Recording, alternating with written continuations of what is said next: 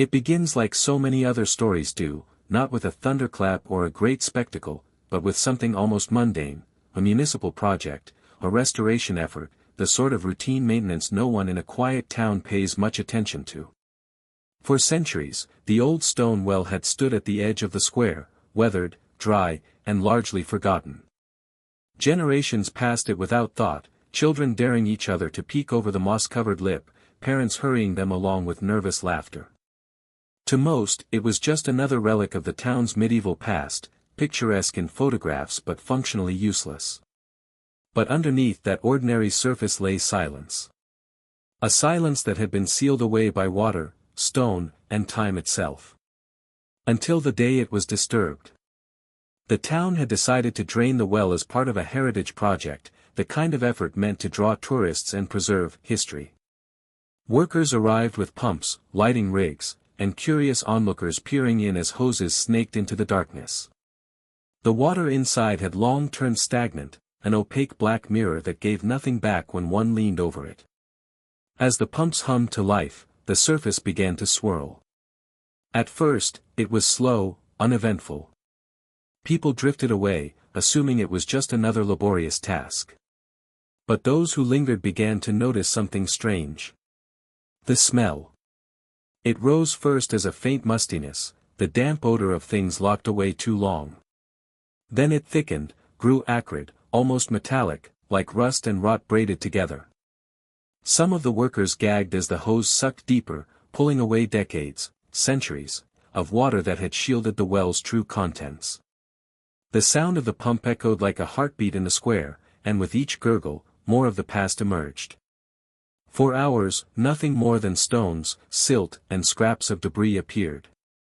A broken shoe sole. Rusted iron nails. Fragments of wood that crumbled at a touch. But then, as the waterline dropped lower, the light from above reached further down into the shaft, and the shapes began to change. One worker later described it as the moment the earth itself blinked back. Shadows that didn't belong to rocks, contours that seemed too deliberate, too organic. The final rush of water drained away just before sunset, leaving the bottom of the well slick with mud and echoing in the chill of evening air. That was when someone shouted. Their voice cracked with something halfway between alarm and disbelief. Others leaned over, straining to see, their silhouettes clustered against the dying light of the sky. And there, beneath them, buried in the muck, was not merely stone. It was something pale, curved, unmistakably human.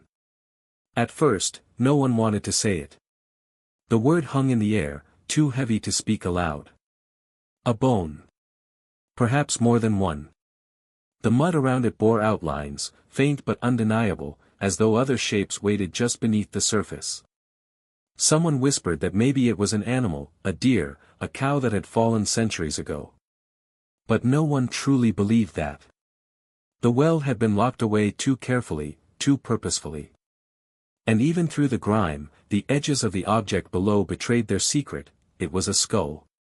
The discovery spread through the town faster than the pumps could drain. That night, the square filled with murmurs and uneasy laughter, people clutching lanterns and phones, trying to glimpse what their ancestors had left behind. Some claimed the well had always been cursed, that their grandparents told stories of whispers at night rising from its depths. Others dismissed it as superstition. But the truth was lying bare now, unearthed in mud and shadow. Authorities were called in, archaeologists summoned, and a cordon placed around the well. Yet long before experts arrived, the locals knew, this was not a simple accident. Too many stories, too many unexplained disappearances, too many gaps in the town's chronicles pointed towards something darker. The well had not simply swallowed water and stone. It had swallowed lives. And so, the project that was meant to celebrate history instead uncovered a horror no one had anticipated. A place once thought harmless, even quaint, revealed itself to be a silent witness, a vault of secrets too disturbing to stay buried. The crowd that had gathered in fascination slowly dissolved into uneasy silence. Parents pulled children closer, as though proximity alone might awaken whatever slept in the shadows below. In the fading light, the well no longer seemed like a relic of the past. It was alive, awake, and demanding attention. The discovery marked not just the draining of water, but the draining of illusion.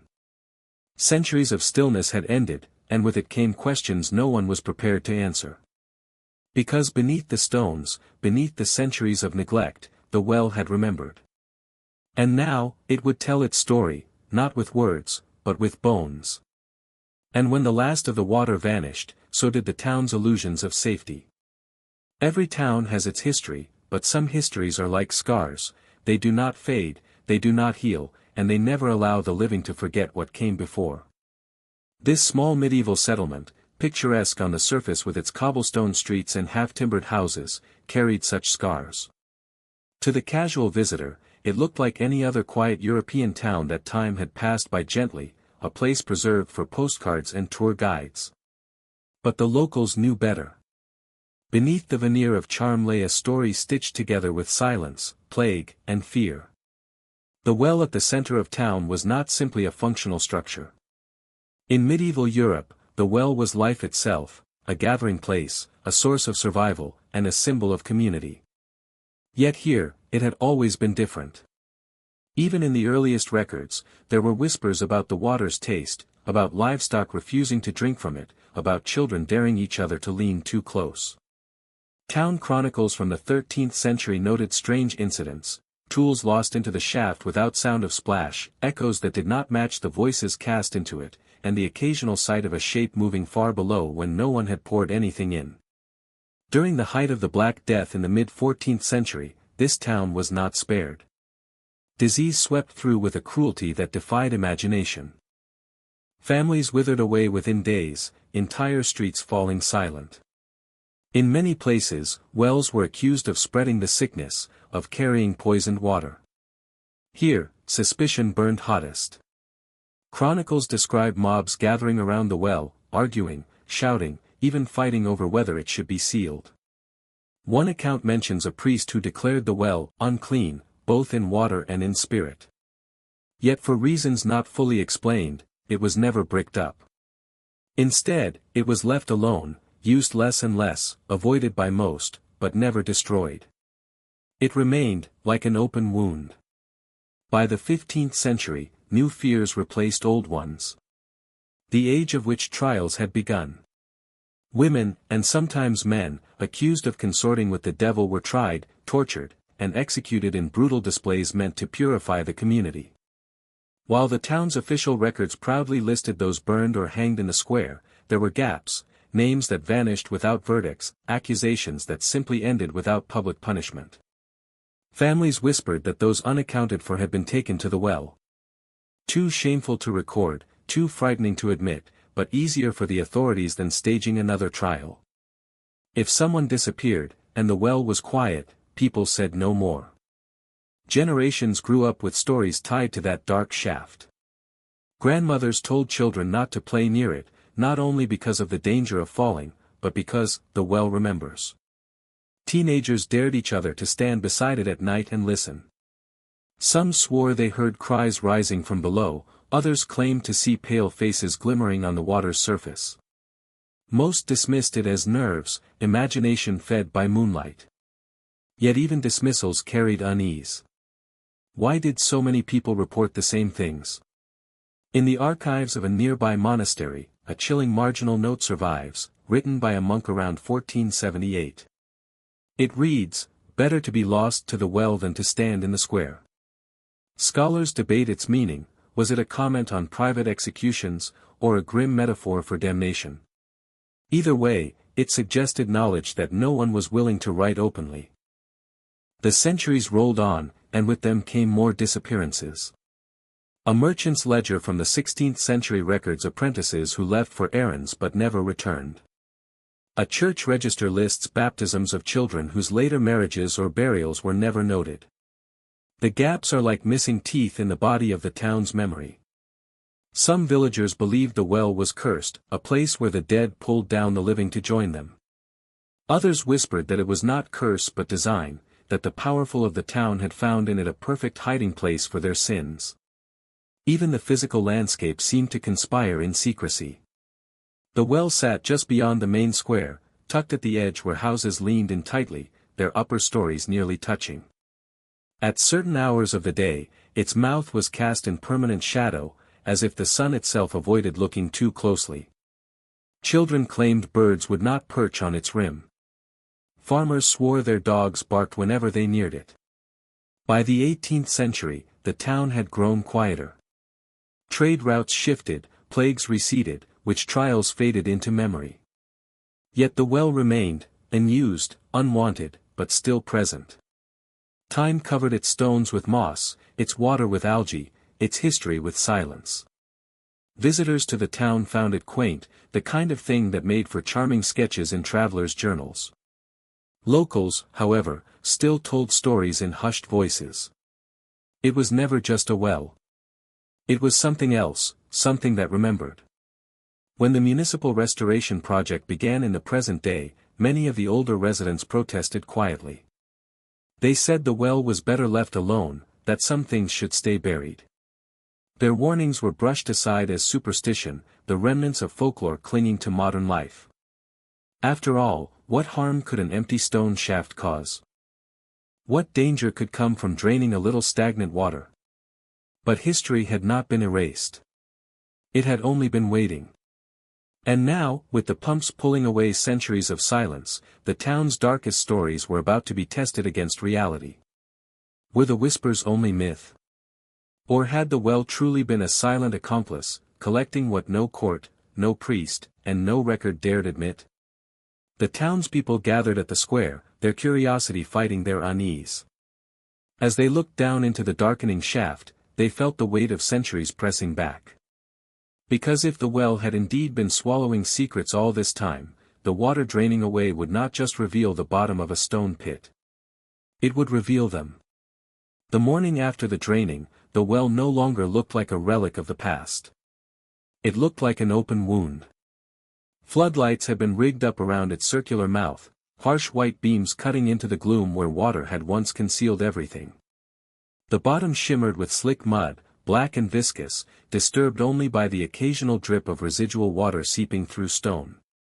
Authorities had arrived before dawn, archaeologists, forensic teams, and local police. The cordon around the well was tight now, with the curious public pushed further back, forced to watch from behind barriers. The mood in the square was electric, though no one wanted to say why aloud. Something had been seen the previous evening, something pale glinting through the muck. It could have been stone, they told themselves. Perhaps a fragment of clay, a trick of light. But none of them truly believed that. Deep down, everyone knew. The first descent into the shaft was tense. A harnessed archaeologist, helmet lamp cutting a cone through the darkness, lowered slowly by a creaking pulley. The crowd held its collective breath, the squeal of rope and the clank of metal echoing up from the stone walls. At the bottom, boots sank with a sucking sound into centuries of black silt. For a long moment, nothing happened. Then the archaeologist bent down. His gloved hands brushed away mud. He froze. And then, into the radio crackling faintly at the surface, came a single word. Bone. The square erupted in murmurs. The mayor, standing stiffly nearby, immediately raised his hands for calm, but it was too late. The word had traveled through the gathered townsfolk like a spark through tinder. Bone. Human bone. Piece by piece, the mud gave way to shape. A curved dome, unmistakable even through grime, the hollow sockets staring upward with grim silence. A skull. The archaeologist brushed carefully, revealing more, the faint ridge of cheekbones, the jagged edges where teeth once sat. The skull lay half-turned in the muck, as though it had been looking up for centuries, waiting for light that never came. Back at the surface, silence fell again. The workers, the authorities, even the curious onlookers understood at once, this was not an accident. Not a lost animal or an ancient misstep. This was deliberate. The well had taken more than water. The skull was lifted with slow, reverent care, placed into a padded container. Forensic specialists immediately began murmuring over its condition. The bone carried fractures, not the kind left by centuries of pressure, but sharp breaks, suggestive of violence. And as they probed further into the mud, more fragments began to emerge. A femur. Ribs. Another partial skull. It was as though the well had been holding its breath for centuries, and now, with the water gone, it was exhaling its secrets.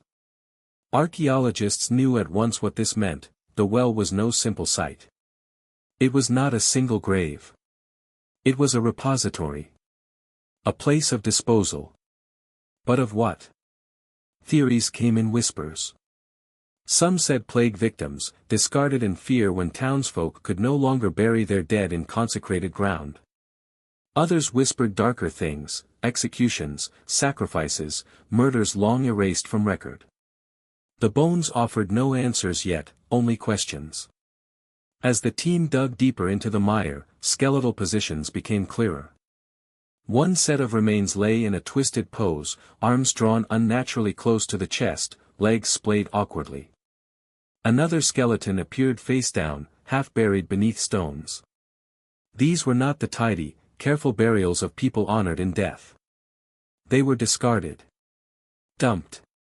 Forensic experts muttered observations: fractures along the forearm, consistent with defensive wounds. Crushed ribcages. Long bones showing not the slow erosion of time, but the sudden violence of blows. These were not peaceful deaths.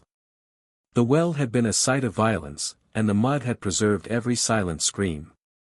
One detail chilled investigators further. The first complete skeleton revealed was small. Too small. Measurements of the femur suggested it belonged to a child, no more than 8 or 9 years old. A gasp spread among the crowd when that fact was announced. Parents instinctively drew their own children close, whispering that it must have been disease, that no one would have thrown a living child into the dark. Yet even as they said it, they avoided each other's eyes. Night fell again over the square, but the work did not stop. Floodlights blazed, the hum of generators filling the air. Teams in protective suits moved steadily, sifting through layers of muck and bone. With every passing hour, the pattern became harder to ignore. There was more than one body here. In fact, there were many. Too many. One of the archaeologists, exhausted and smeared with mud, finally looked up from the shaft and said what everyone else had been avoiding. "This isn't a burial ground," she murmured. "This is a dumping ground." The words hung heavy in the air, as though even speaking them disturbed something that had waited too long to be acknowledged. The townsfolk listening at the barrier shivered. A dumping ground meant intent. It meant someone, or many someones, had chosen the well as their hiding place. When dawn came again, the square looked transformed. It was no longer the site of a cheerful heritage project but a crime scene, stretching across centuries. Containers of bone were lined in neat rows, labeled, photographed, catalogued. The stench of the well still clung to everything: rot, rust, earth, and something older, heavier, harder to name. Yet for all the remains lifted from the dark, one fact remained certain: this was only the beginning.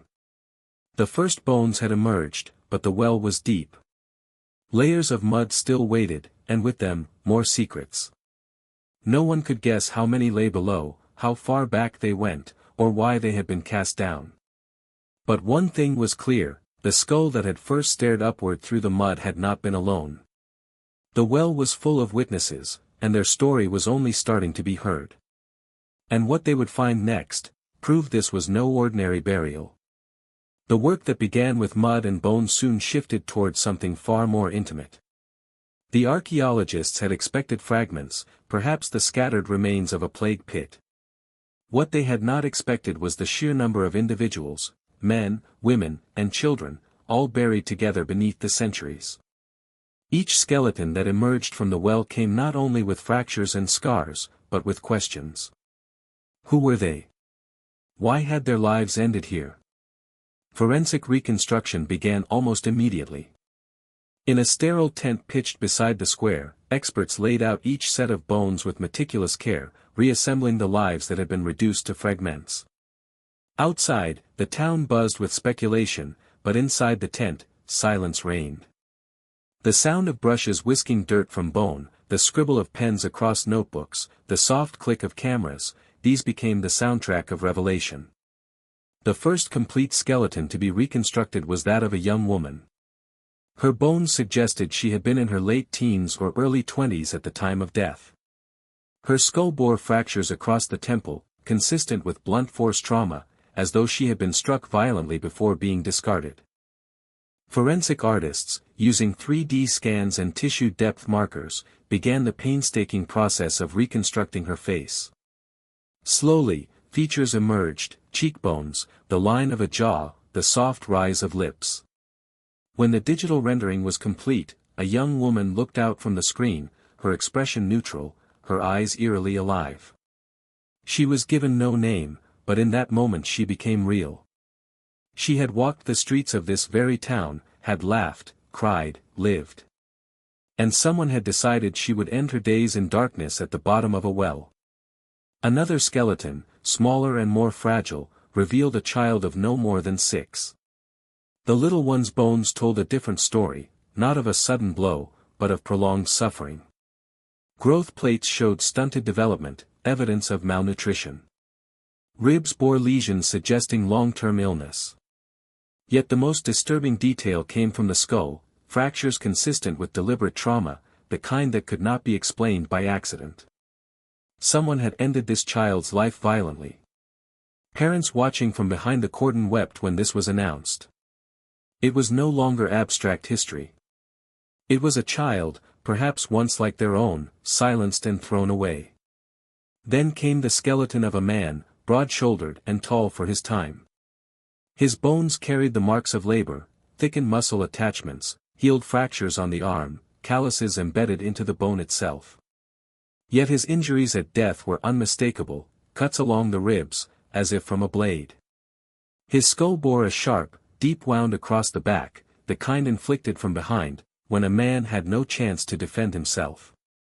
Some speculated he had been a soldier, perhaps a deserter or a prisoner. Others suggested he was an enforcer, silenced by those he once served. But the most chilling realization came not from any single skeleton, but from their combination. The remains belonged to people of different ages, different social standings, different eras. Carbon dating confirmed what the archaeologists had begun to suspect: the bodies spanned centuries. The well had not been used once in a moment of desperation. It had been used repeatedly, deliberately, as a place to erase people. This revelation sent shivers through the investigative team. It meant that whoever was responsible had not been a lone murderer or a fleeting cult. It meant the well itself had been institutionalized into the fabric of the town's violence. Generation after generation, someone had used it as a receptacle for human lives. Meanwhile, historians pored over the scant records that survived. They searched for names, for missing persons, for unexplained absences. In the margins of 15th-century court rolls, notes appeared, no record after sentencing. In a parish book, a baptism was carefully written, but no burial ever followed. In guild registers, apprentices simply stopped being listed, no explanation given. Each of these gaps became, in hindsight, possible candidates for the faces emerging from the mud. Local legend was re-examined with new urgency. Old folktales once dismissed as superstition began to take on sinister weight. One story spoke of the Maiden of the Well, a young girl who was said to wander the square at night, dripping wet, asking passers-by to follow her. Another described soldiers who vanished during wartime, their families told they had deserted, though whispers claimed otherwise. These tales, long thought fanciful, now seemed like echoes of truth warped by time. The forensic reconstructions were displayed in a temporary exhibit inside the town hall, not for the public, but for officials and scholars. Photographs of the young woman, the child, and the broad-shouldered man stared back from screens and printouts. To look into their faces was to confront the reality of their lives, and their deaths. They were no longer anonymous bones. They were people. And they had been denied dignity for centuries. The emotional impact was immense. Even the investigators, hardened by years of excavations and grim discoveries, spoke quietly about how different this case felt. It was not simply history unearthed. It was injustice screaming to be acknowledged. Yet the reconstructions only deepened the mystery. If the victims spanned generations, who had chosen them? Why some men, some women, some children? Why not all from the same time? The randomness suggested something more than mere plague disposal or wartime chaos. It suggested intention, ritual, punishment, or secrecy. And the most haunting question lingered: if these were the faces we could reconstruct, how many more lay beneath, waiting in silence? How many more stories had the well swallowed whole? The square grew quieter as word spread. Tourists stayed away. Residents crossed the street rather than walk past the cordon. At night, floodlights still shone over the shaft, illuminating the ongoing excavation. From a distance, it looked less like a restoration project and more like a vigil. Because now the town knew the truth. The well was not empty. It had never been empty. It had been filled with people, people who had names, lives, dreams, and all that remained of them now stared back at the living, demanding to be seen. But the question remained: who had put them there, and why? As the investigation unfolded, it became clear that the well was more than a dumping ground. It had been a stage for something darker, something that the town had never admitted aloud. Scholars, historians, and forensic experts began digging into records, journals, and manuscripts dating back centuries. And in the margins of otherwise mundane legal documents, hints emerged, references to sacrifices, rituals, and practices that were long buried under the weight of time. One such manuscript, written in a spidery 15th-century hand, described the offering to silence the well. The words were cryptic, almost poetic, yet chilling in intent: when the water rises with the cries of the unclean, we cast them down to quiet the voice of the plague. No one was certain who had authored it, or if it was intended as instruction, reflection, or justification. But the implication was clear: the well was not neutral. It had been part of a ritualistic practice, a site where life was extinguished under the guise of necessity or belief. Town records offered corroboration, if only in fragments. Names appeared without explanation: apprentices who vanished, women accused of witchcraft who disappeared from trials, men sentenced quietly in the dead of night. Nothing official indicated their fates, yet whispers persisted that these people had been given to the well. Locals were hesitant to speak. Some had grown up with the stories, fearful of acknowledging them too openly. One elderly woman, a lifelong resident, recounted tales her grandmother told her, of nights when cloaked figures would gather by the well, chanting in a language that made her shiver even in daylight. She spoke of offerings, objects, sometimes food, sometimes small animals, but she never claimed to witness humans being cast. Still, the implication hung in the air. Folklorists studying the town noted that many medieval wells had folklore associated with them, often warnings against peering too deeply or drawing water at certain times. But this well's stories were distinct. They spoke of the well as a living entity, a presence that demanded appeasement. The well hungered, one researcher noted dryly, and in the absence of reason, people fed it. Further evidence emerged from letters and diaries tucked away in the town's archives. One merchant, writing in 1492, complained bitterly that apprentices had disappeared and were never returned, suggesting foul play but stopping short of naming anyone. Another document, an ecclesiastical ledger, recorded payments to unnamed servants tasked with cleansing parts of the town, payments that coincided suspiciously with the timelines of missing persons. The combination of archaeological and documentary evidence began to form a pattern. The well had been used intentionally, repeatedly, across generations, for a purpose that was not purely practical. Were these sacrifices designed to ward off disease, as some suggested? Or were they the work of a clandestine cult, whose rituals had been justified as acts of communal safety but carried a far more sinister agenda? Forensic teams also noted the positioning of the remains, which hinted at ritualistic practice rather than casual disposal.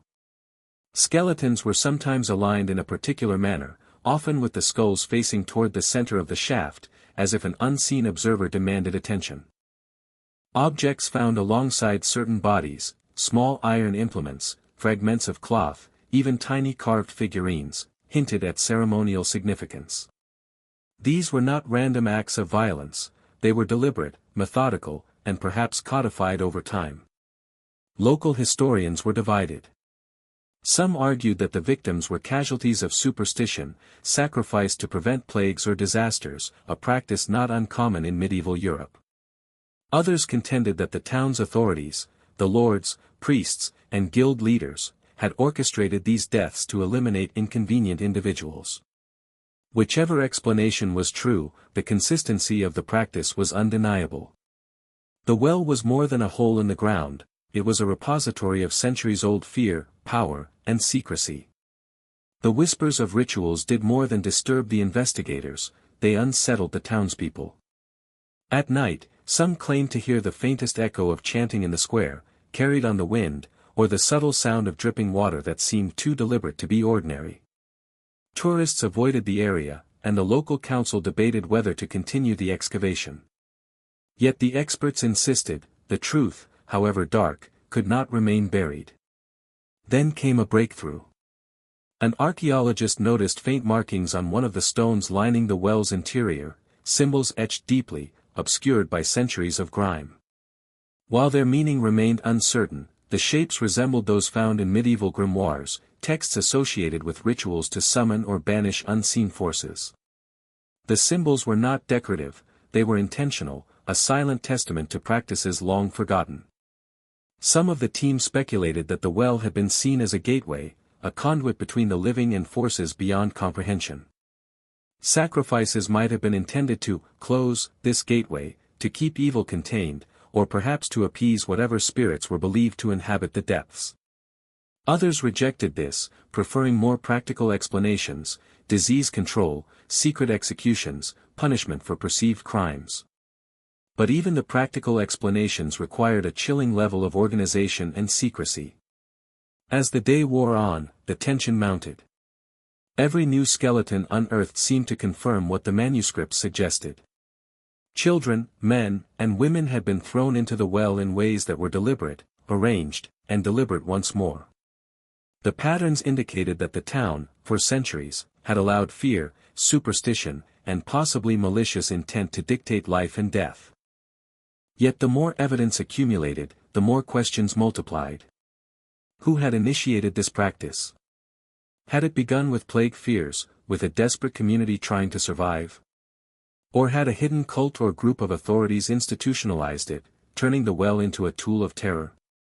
And perhaps most unsettling, if this had been happening for centuries, how many people had vanished before the first records began? The well had become a mirror, reflecting both the darkest corners of human superstition and the terrifying capability for cruelty when secrecy and authority intertwine. With each new discovery, it seemed to whisper a warning, a cautionary note that echoed far beyond the mud and bones. And yet, despite all the evidence, one certainty remained, the story was far from complete. The whispers of rituals hinted at something even darker, something yet to be uncovered. The well, it seemed, had more secrets to reveal, secrets that would challenge everything the town thought it knew about its past. Because the well had remembered, and it was not finished speaking. As forensic analysis progressed, a disturbing pattern emerged that shook the investigative team to its core. The victims did not belong to a single time period.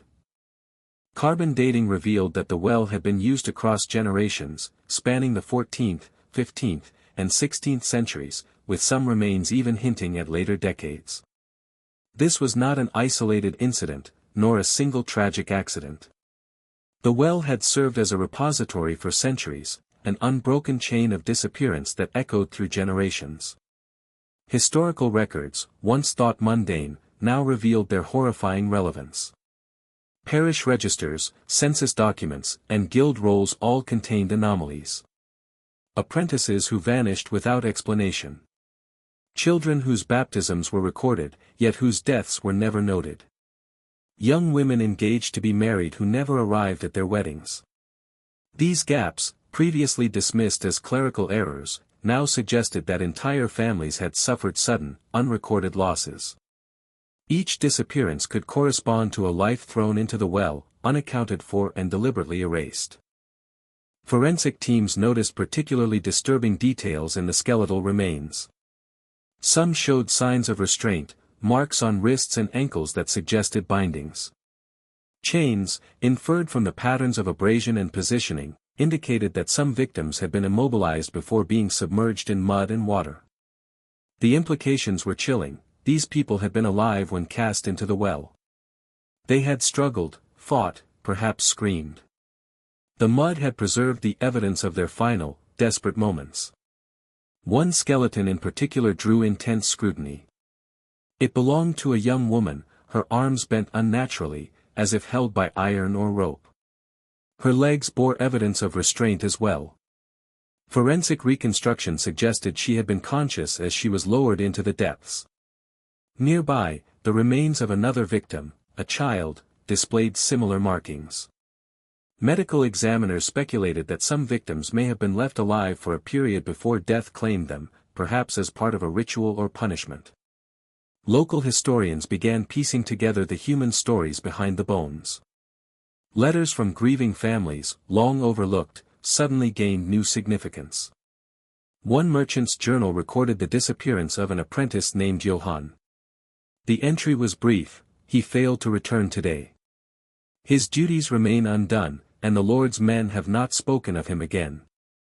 Another record, from a noble family, lamented that 2 young daughters vanished in a single fortnight, their absence quietly tolerated by the town council. These gaps in documentation, when combined with the forensic evidence, painted a grim picture. The well was not merely a tool of secrecy, it was a weapon of terror, wielded across generations. The townspeople who had lived their lives in the shadow of the well began to speak, cautiously at first, and then with more urgency. Some recalled their grandparents warning them never to venture near it, insisting that, the well takes what it chooses. Others admitted that stories of disappearing children had circulated, though adults always hushed them as mere legend. In retrospect, these tales were not legend, they were truth cloaked in fear and superstition. The forensic team documented more evidence of torture.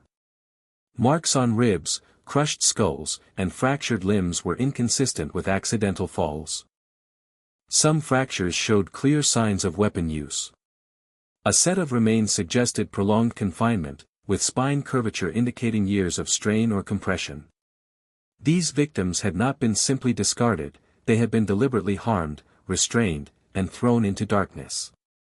The well, it seemed, had been both prison and executioner.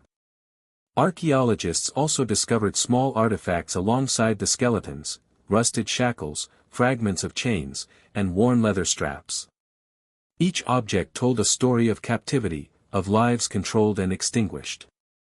The pattern was undeniable: over centuries, people had been selected, bound, and delivered to the well as part of a process that combined secrecy, fear, and ritualistic practice. Yet even with this evidence, one question haunted the team: who had orchestrated it? The practice spanned too many decades, too many generations, to have been the work of a single individual. Scholars speculated that power structures, lords, church officials, and influential guild members, had been complicit, ensuring that inconvenient lives were removed quietly, without leaving a trace in official records. Fear of disease, superstition, punishment for crimes, or control of the town's population, any of these could have motivated the systematic use of the well. The discovery of chained victims also raised an unsettling thought: if some had been alive when thrown into the well, could others have survived longer? Could some have been subjected to prolonged suffering, conscious witnesses to centuries of cruelty, before succumbing to mud, water, or blunt trauma? The possibility left the investigators unsettled. The psychological toll on the forensic team was evident. Even among seasoned archaeologists and crime scene experts, few had encountered a site where the evidence of violence was so intimately preserved, layered across centuries. Each new skeleton uncovered not only added data but also brought with it a human story that could not be ignored. Researchers struggled to maintain objectivity as the victims' lives, short as they were, became visible again through bone, reconstruction, and narrative. Outside the tent, the town began to grapple with the truth. Families long settled in the area wondered whether their own ancestors had been involved, either as victims or as perpetrators. Some residents refused to look at the excavation, fearful that the well's dark history might somehow reach into the present. Others felt compelled to witness, to confront the uncomfortable reality that centuries of silence had allowed cruelty to flourish unchecked. The well itself seemed to grow more ominous with each discovery. Shadows deepened within its mouth as if anticipating the next revelation. Workers reported feeling chills, hearing faint echoes of water dripping where none remained, or glimpsing shapes in peripheral vision that vanished when looked at directly. Whether these were illusions, psychological effects, or echoes of the trauma preserved within the well, no one could say. What became increasingly clear was that the well was not a single moment in history but a continuum, a monument to fear, secrecy, and human cruelty. Its victims spanned generations, bound by circumstance and perhaps ritual, each leaving behind traces that demanded recognition. And with each new layer excavated, the investigators felt the growing weight of responsibility, to understand, document, and honor the lives that the town had for centuries chosen to ignore. They didn't just die here, they were meant to vanish here. As the investigation peeled back the centuries, one realization became impossible to ignore: the well was never merely a pit of chance. It had been controlled, monitored, and maintained with deliberate intention. Somebody with authority, had orchestrated the systematic disposal of lives. And as historical records, parish accounts, and guild ledgers were examined, the focus fell inevitably upon the town's leaders. In medieval towns, power was layered. Lords ruled over land, priests oversaw souls, and guild leaders controlled commerce and labor. Each had influence over daily life, and each could manipulate records or suppress inconvenient truths. In this town, the lines between these spheres of power blurred. Court records hint at secretive judgments, unexplained absences, and sudden transfers of wealth coinciding with the disappearances of apprentices, children, and young women. The emerging picture suggested a system in which authority itself sanctioned silence, and, perhaps, death. One notable case emerged from 1472, involving a prominent guild apprentice who vanished in the middle of training. Officially, he had left town for personal matters, but ledger entries revealed payments to unnamed men for remedial intervention. Scholars now speculate that this intervention was a euphemism for disposal in the well. The guild, operating under the watchful eye of the town's lord, may have executed these removals with meticulous care to avoid suspicion, embedding the practice within the fabric of civic governance. Church records provide further chilling evidence. Priests, who were sworn to protect and shepherd their flock, appear to have turned a blind eye, or worse, participated in the concealment of the well's use. Sermons occasionally reference cleansing the village of corruption, language that, when paired with forensic evidence, raises uncomfortable questions. Could religious authority have sanctioned ritualistic or punitive deaths? Did holy offices serve as moral justification for acts that, in another context, would have been unthinkable? The overlap between secular and spiritual authority was key. Lords and guild leaders possessed the means to execute decisions, priests provided ethical or spiritual cover. Those accused of minor crimes or missteps might never have faced public justice, but instead were quietly dispatched to the well. Historical annotations note, "no further record," a phrase that now takes on sinister weight. Absences, previously assumed clerical error or misfortune, reveal themselves as part of a long-running system of control. Even letters between town officials hint at awareness of the practice. A missive from a counselor to a lord, written in 1495, mentions the well's burden and insists on discretion. Another, from a guild master to a fellow official, references ensuring the waters are untainted by the undeserving, language that at first glance could seem metaphorical but, in context, is unmistakably literal. These documents, previously archived and forgotten, now read as blueprints of organized secrecy. What emerges is a chilling image of authority as both architect and enforcer. The town's leaders did not merely permit these disappearances, they engineered, controlled, and rationalized them. And because the well was central to civic life, they were able to conceal their actions behind the town's outward appearance of order. Markets thrived, churches functioned, apprentices learned their trades, all while beneath them, centuries of bodies accumulated. The well itself seems almost emblematic of this structure. It is both central and hidden, a nexus of community life yet inaccessible to the uninitiated. In this way, it mirrors the layers of power that allowed the disappearances to continue unchecked. The common folk might have whispered about the well that remembers, but without proof or authority, their fears were dismissed as superstition. Meanwhile, those in power orchestrated, documented, and concealed, ensuring that accountability remained out of reach. Investigators also considered the cultural context. During medieval times, fear of plague, famine, and divine retribution created an environment where extreme measures could be rationalized.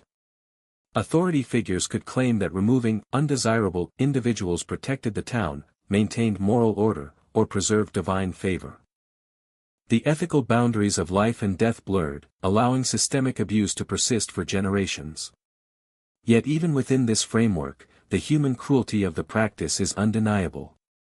To wield such power for concealment and ritualized disposal is to exploit fear itself. Archaeological evidence supports the notion of orchestrated action. The positioning of the bodies, the careful layering of mud and stones, and the repeated use of the well over centuries suggest planning and consistency. These were not acts of random panic, they were executions hidden in plain sight, managed by those with the authority to enforce both secrecy and obedience. The investigative team also explored the social mechanisms that allowed the well's horrors to continue. Families dependent on guilds for work or on the church for social support were unlikely to question disappearances. Fear of reprisal, combined with deep-rooted superstition, created a culture of compliance. Authority was not merely imposed, it was internalized by a populace that had no alternative but to trust, or pretend to trust, those in charge.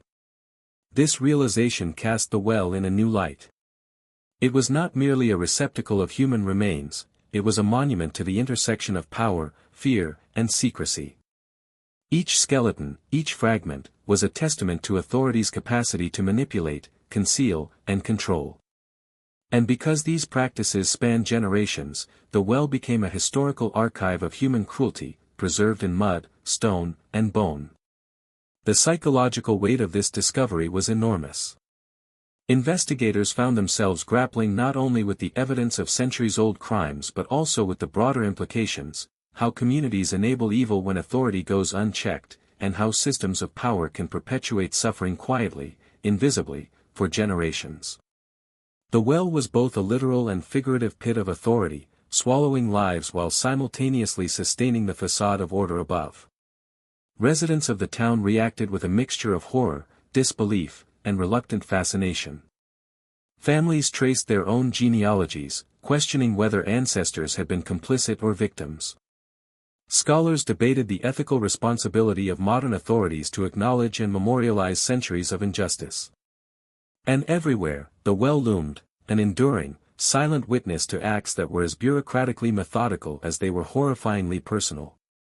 The veil of authority had hidden centuries of secrets, but the well, patient and enduring, was now lifting that veil.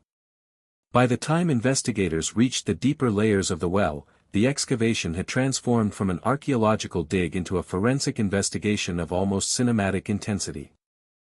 Each layer of mud revealed not only more human remains but also items that hinted at practices, rituals, and patterns that had remained invisible for centuries. Gloves coated in mud, scanners poised over bones, and the hum of generators created a tense backdrop for what was about to be discovered. The first breakthrough came when forensic specialists unearthed a small bundle wrapped in deteriorated cloth. Inside were personal items, a delicate brooch, fragments of parchment, and what appeared to be a child's toy, all carefully preserved in the anaerobic conditions at the bottom of the shaft. The presence of such items suggested that the well's victims had not been anonymous, someone had deliberately included personal effects either as markers, offerings, or tokens. This discovery added layers to the mystery. Were these items meant as symbolic gestures, or was someone cataloging the victims in their own secret ledger? Next came skeletal remains with markings that went beyond what had been observed in the initial layers. Some bones showed signs of elaborate binding, iron cuffs, rope impressions, even carved grooves that suggested restraints fashioned for long-term containment. It was now evident that certain victims had been held alive, immobilized, and left to perish slowly. This revelation amplified the horror. The well was not merely a site of disposal, but of controlled suffering. Further analysis revealed something entirely unexpected. Certain bones bore ritualistic carvings, small symbols etched into bone surfaces. Some resembled religious iconography, others arcane glyphs, and a few were undecipherable, suggesting a language or code lost to history. These markings were not accidental. They had been applied deliberately, perhaps by those administering the deaths or performing rituals associated with them. The implications were chilling. The well may have served as both a prison and a ceremonial site, bridging the line between punishment and ritual. As forensic teams worked, radiocarbon dating produced results that staggered even the most seasoned archaeologists. Layers that had been assumed contemporary were separated by decades, confirming that the well had been used across generations. One particularly well-preserved skeleton dated to the late 14th century, while another, found just meters away, belonged to the early 17th century. Centuries of human life, suffering, and secrecy had accumulated in a single shaft, a vertical timeline of cruelty. Then came the discovery that would change the course of the investigation: fragments of a ledger, partially decomposed, bound in what remained of leather and sealed with wax. The pages were brittle, the ink faded, but careful examination revealed entries that corresponded eerily with known disappearances. Names, dates, and even vague notations of the method of disposal were recorded. While incomplete, the ledger suggested systematic record-keeping. Someone had documented the selection and placement of victims over time. This was evidence not of chaos, but of meticulous orchestration. Forensic reconstruction of the victims revealed further horrifying patterns.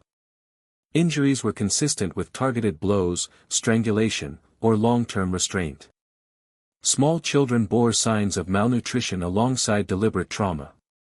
Adults displayed defensive wounds, indicating struggle, but the final act was always controlled, systematic. Each layer seemed to tell a story, each skeleton a chapter in a history of orchestrated terror.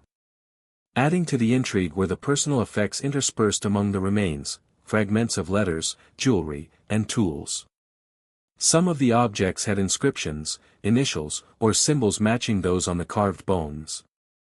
Could these have been markers for identity, ritual significance, or perhaps even warnings? The investigative team debated the possibilities, aware that every artifact, no matter how small, carried centuries of unspoken intent. A particularly striking discovery was the skeletal remains of a young woman, unusually well preserved due to the mud's oxygen-free environment. Near her was a small wooden box, inside which were tiny bones, clearly remnants of infants. The forensic team theorized that these could be miscarriages, abandoned infants, or perhaps children who had been removed from their mothers before disposal. The suggestion of familial ties among victims deepened the sense of horror. These were not isolated acts, they affected generations, families, and the fabric of the town itself. As the team sifted through the lower layers, faint traces of colored pigments appeared, smeared on stone walls or on bone. These pigments, when analyzed, were consistent with ritualistic paints used in medieval ceremonial practices. The well may have been the site of ceremonies long hidden, the victims not only disposed of but also included in rites intended to fulfill some unseen purpose. The evidence of human intervention, of intention and method, became undeniable. Historical researchers revisited local legends with renewed interest. Stories of cloaked figures, chants at the well, and mysterious disappearances were no longer folklore, they were threads of truth woven into the town's hidden history. When compared to the forensic findings, these legends appeared as records encoded in memory, passed down across generations, preserved through myth. It was a testament to how fear and secrecy shape collective consciousness. The pressure of the investigation grew. Media coverage, initially cautious, began to intensify public scrutiny. The town faced ethical dilemmas: how to manage tourism, protect the site, and honor the victims without exploiting their suffering. At the same time, forensic breakthroughs promised more revelations. Each day, new skeletons, artifacts, and documents emerged, expanding the narrative and forcing a re-evaluation of what the town had known, and chosen to hide, for centuries. By the end of the 8th week of excavation, the well had yielded more than 60 human remains, along with dozens of personal artifacts, inscriptions, and documents. Investigators were beginning to see patterns emerge. Certain periods coincided with plague, social upheaval, or political consolidation. Others were inexplicable, suggesting clandestine decisions that left no trace in civic records. The well was not just a repository of the dead, it was a timeline of control, secrecy, and ritualized violence. As night fell over the square, floodlights illuminating the excavation like spotlights on a stage, investigators could almost hear the echoes of centuries-old cries. The mud, stones, and bones had finally begun to reveal their secrets, each discovery layering horror upon intrigue. Yet even with these breakthroughs, the most profound question remained unanswered: who had orchestrated it all, and what purpose had they truly served? Because for every skeleton uncovered, for every artifact analyzed, there was always the sense that something still waited below, deeper, darker, and more terrifying than anyone could yet imagine.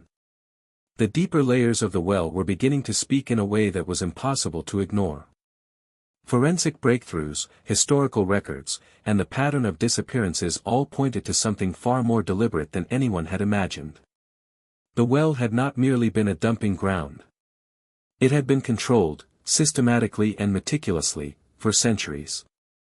And now, for the first time, the investigators began to glimpse the shadowy figure behind it all. The clues were subtle at first. Ledger fragments, symbols etched into bones, and the pattern of disappearances suggested the involvement of someone with knowledge, influence, and longevity, or perhaps a network acting in concert. A letter, carefully preserved in the mud, mentioned the overseer and instructed that the well must be satisfied, and the unworthy removed.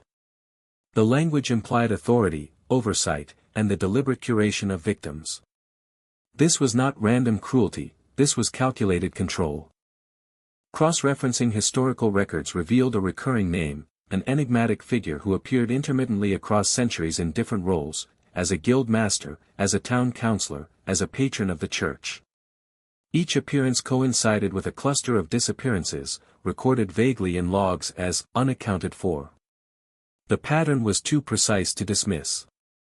Investigators began to suspect that the mastermind was not a lone serial killer, but a position of influence passed down, or a lineage, perhaps even an institutionalized role that allowed the practice to continue unchallenged. Further evidence came from the arrangement of the skeletons themselves. Certain victims were carefully placed with personal artifacts, others in patterns that mirrored symbols found in local manuscripts. This implied a ritualistic methodology, a set of rules, a protocol followed with precision. Whoever orchestrated it was meticulous, organized, and intimately familiar with both the victims and the town's record-keeping. Forensic reconstruction of the victims reinforced the chilling theory. Families seemed to have been targeted, sometimes spanning generations. Children, parents, and sometimes entire households had been selected. The consistency suggested careful planning and surveillance, a process overseen by someone who understood the social web of the town and exploited it to maintain secrecy. The investigators turned to historical correspondence for more insight.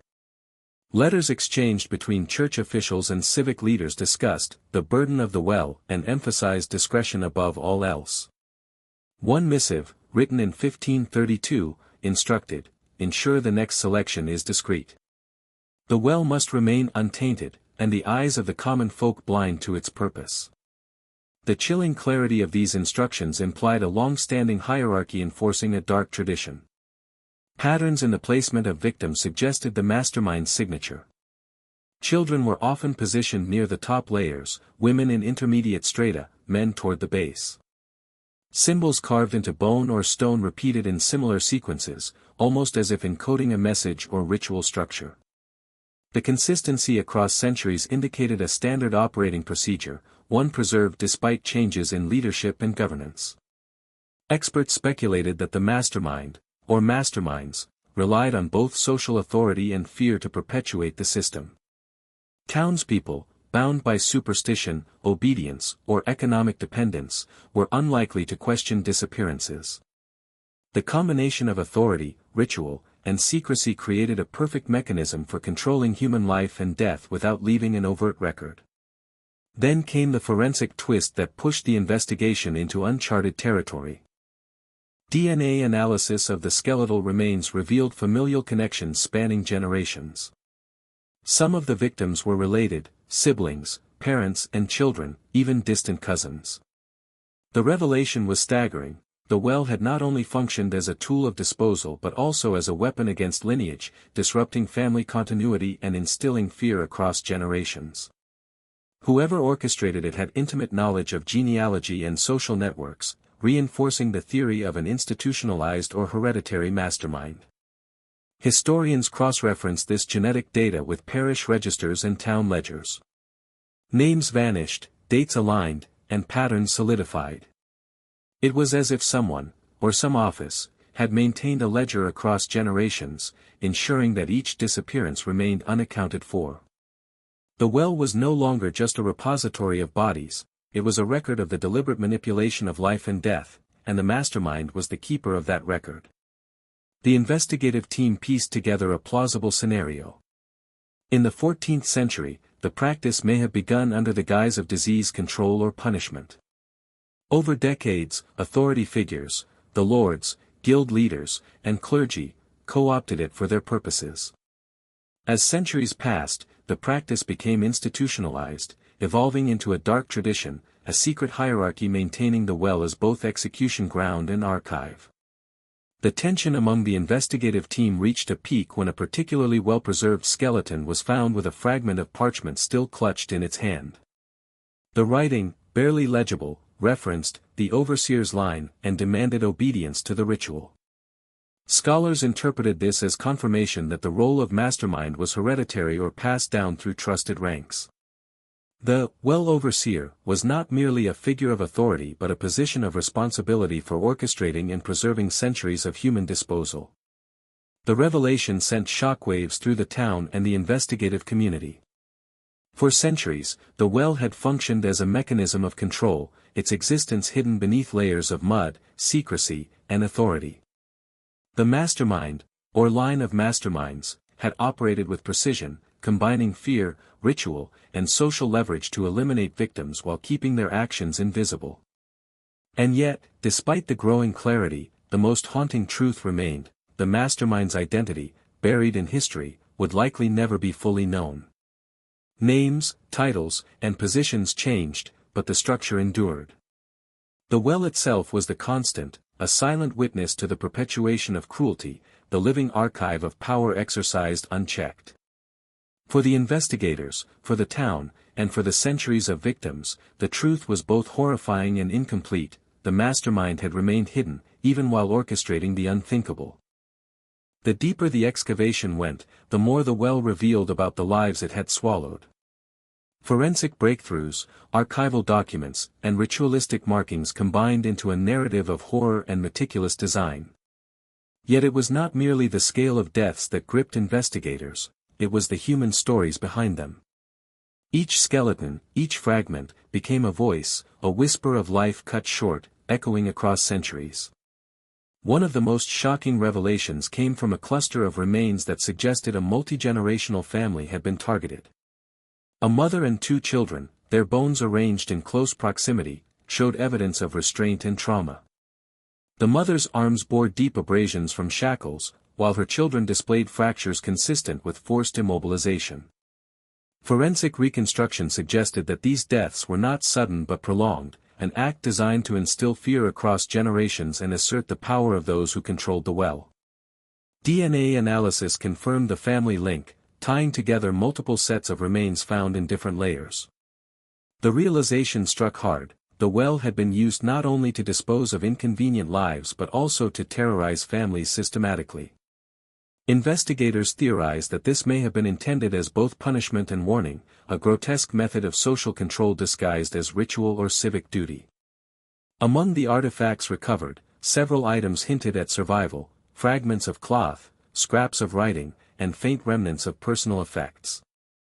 These items suggested that victims had clung to life, left behind signs of their existence even in death. In one particularly haunting case, a small, carved wooden figure was found beside a child's remains.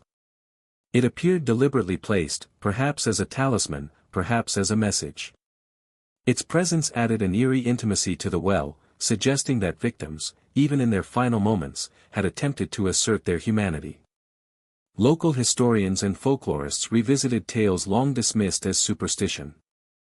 Stories of children's cries in the night, shadows by the well, and mysterious figures wandering the square now took on new significance. These legends were not mere fantasy, they were echoes of truth filtered through generations, distorted but persistent.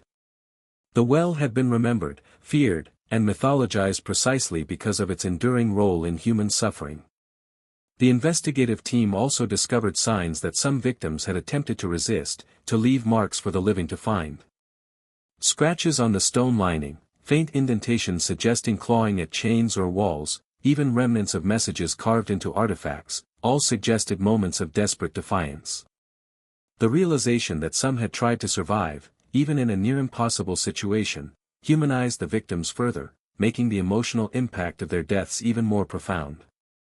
As more skeletons emerged, a pattern of ritualistic timing became apparent. Victims were not chosen randomly, clusters appeared to align with significant town events, plague outbreaks, political shifts, or seasonal festivals. The well had been used as a mechanism of timing, control, and symbolic messaging. Every disappearance, every death, was calculated to serve a broader purpose within the social and spiritual life of the town. The emotional toll on the investigators was immense. Each reconstructed face, each story pieced together from bone and artifact, weighed heavily.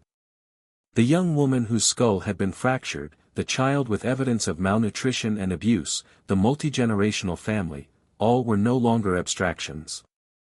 They had identities, histories, and connections. The team struggled to balance professional detachment with empathy, knowing that the work was as much about honoring the dead as it was about uncovering hidden history. Then came the final forensic twist that would redefine the narrative. Isotopic analysis of teeth and bones revealed dietary patterns, movement, and even geographic origins. Some victims had been local, while others had traveled from neighboring regions, possibly captured or sold. This suggested a wider scope of influence, indicating that the well may have been a focal point not only for local authority but for regional networks of power and control. The implications were staggering. The well had been part of a complex web of human manipulation spanning generations and borders. Investigators also considered survivor theories. Could anyone have escaped? Were there accounts of individuals who survived or witnessed the horrors, later sharing cryptic warnings or tales? Oral traditions hinted at such possibilities, stories of people who fled the shadow of the well and never returned to normal life. These narratives added a haunting layer. The well's influence did not end with death. Its terror permeated the town's collective memory, shaping behavior, fear, and superstition across centuries. The culmination of evidence revealed a profound truth: the well was not just a repository of human remains, it was a mirror of society, reflecting the darkest facets of power, superstition, and human cruelty. It encapsulated systemic abuse, ritualized terror, and the manipulation of social order through fear. It also revealed resilience, the will to survive, the traces of defiance, the stories that persisted despite deliberate attempts to erase them. As investigators prepared to close the excavation, they held a small ceremony at the well. Scholars, forensic teams, and local officials gathered to honor the victims, laying flowers and markers. The air was heavy with remembrance and sorrow, yet also with revelation and the fragile hope of acknowledgement. The well, silent for centuries, had finally been heard. Its stories, hidden in mud, bone, and artifact, were now part of the historical record. The haunting final revelation, however, lingered. while the perpetrators and their lineages were likely lost to history, their influence persisted. The well had become a symbol, a lesson, and a warning. It reminded the living that cruelty can endure under the guise of authority, secrecy, or ritual, and that the past, though buried, always finds ways to resurface. And as night fell over the town square, the well remained, deep, dark, and eternal, a silent testament to lives lost, stories hidden, and truths finally revealed. The well, now fully excavated, had become more than a historical site, it was a monument to human fear, secrecy, and resilience. For centuries, it had swallowed bodies, memories, and truths, leaving only whispers for those brave enough to listen. As investigators stepped back, brushing away the last layers of mud and debris, the sheer weight of what they had uncovered settled over them like a tangible fog. In its depths lay centuries of human experience, lives cut short, families destroyed, and secrets meticulously preserved. Each skeleton, artifact, and inscription revealed not only acts of cruelty but also the framework of societal control that allowed such acts to persist.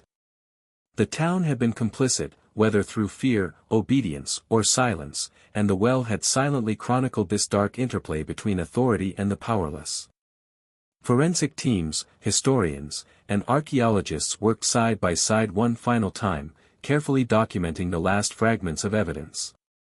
They pieced together as complete a picture as possible, reconstructing faces and families, timelines and lineages. The emotional impact was profound. These were not merely names in old ledgers, they were real people whose lives had been extinguished, often with chilling deliberation.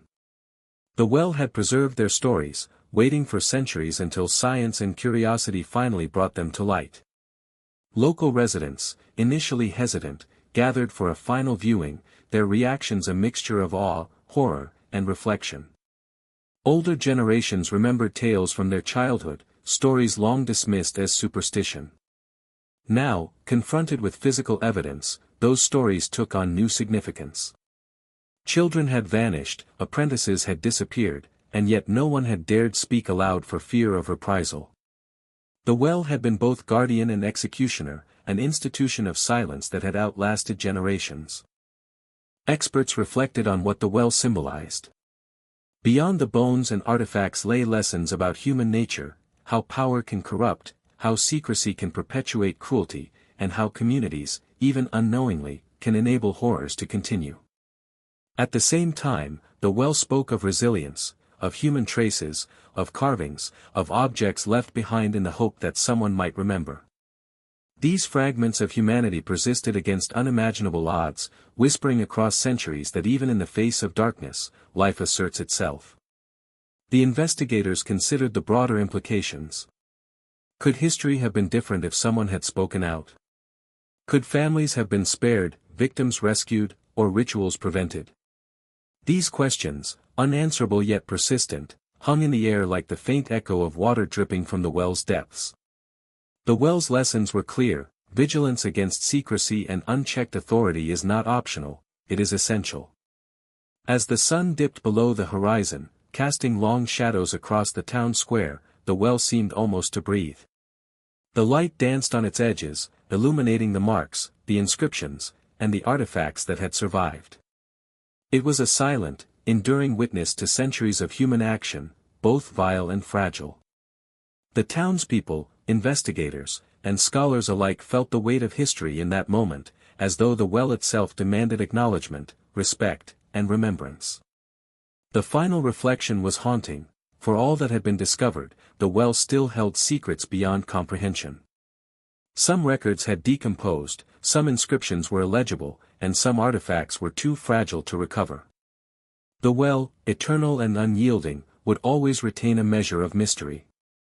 Its whispers were not fully understood, yet they served as a lasting reminder that history, no matter how deeply buried, finds ways to speak.